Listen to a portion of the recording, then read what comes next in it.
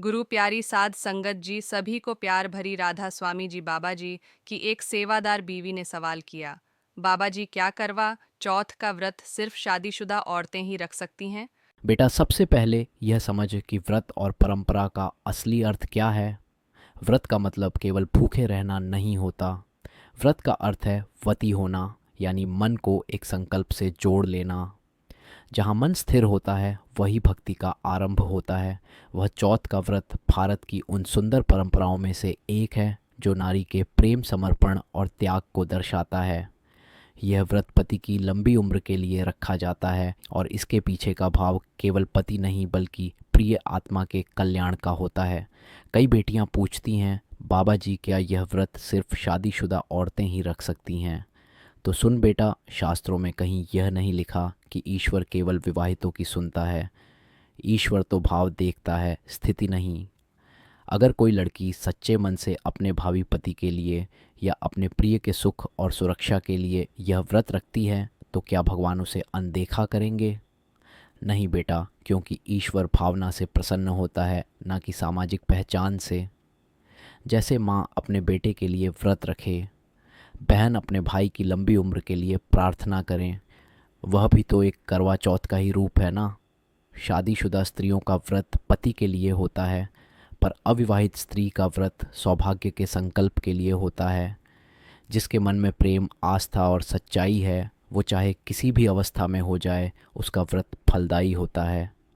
बेटा, धर्म का सार सीमा नहीं है बल्कि सद्भाव है। जो मन से शुभ चाहता है वही पूजा कर सकता है। जो आत्मा से जुड़ना चाहता है वही व्रत का अर्थ समझ सकता है। हाँ, एक बात याद रख, व्रत केवल शरीर से नहीं मन से रखा जाता है।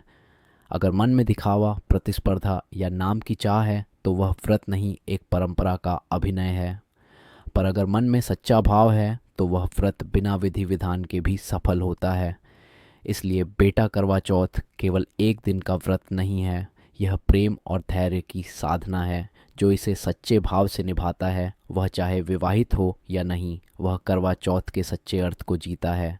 जहाँ प्रेम है वही पूजा है, जहाँ भावना है वहीं भगवान है, और जहाँ नारी का सच्चा संकल्प है वहीं जीवन में करवा चौथ का असली प्रकाश है।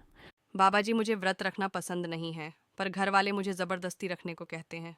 बेटा, सबसे पहले यह समझ कि धर्म जब मजबूरी बन जाए तो वह पूजा नहीं, बोझ बन जाता है।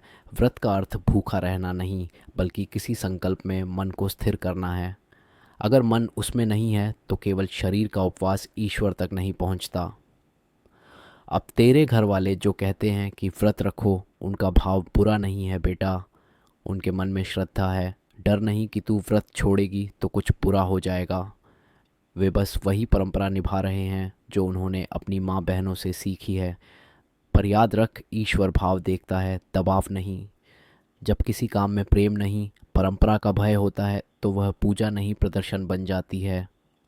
अगर तेरा मन व्रत में नहीं है तो तू विनम्रता से घर वालों से कहता, मैं बिना व्रत रखे भी भगवान से सच्चे दिल से प्रार्थना करती हूँ। क्योंकि बेटा, सच्ची प्रार्थना पेट खाली होने से नहीं, हृदय भरा होने से होती है। ईश्वर को तेरा भूखा रहना नहीं चाहिए, उसे चाहिए तेरी श्रद्धा और सच्चाई। अगर तू दिन भर खाकर भी मन से भक्ति करे तो वह भी उतना ही पुण्यदायी है जितना किसी ने भूखे रहकर ईश्वर का नाम लिया हो।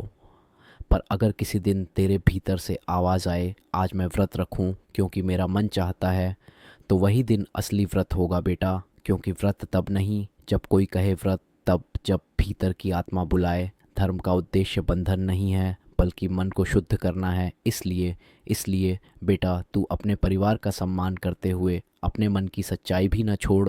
प्रेम से समझा, झगड़े से नहीं, क्योंकि भगवान भी उसी घर में रहते हैं जहाँ धर्म के साथ संवेदना भी हो। बेटा, याद रख, ईश्वर डर से नहीं, दिल से प्रसन्न होते हैं। जहाँ सच्चाई है वही पूजा है, जहाँ प्रेम है वही परमात्मा है। आपको बाबा जी द्वारा बताई गई जानकारी पसंद आई हो तो लाइक सब्सक्राइब करें और कमेंट बॉक्स में राधा स्वामी जी लिखें। इसी के साथ हमें दे इजाज़त। तब तक के लिए राधा स्वामी जी।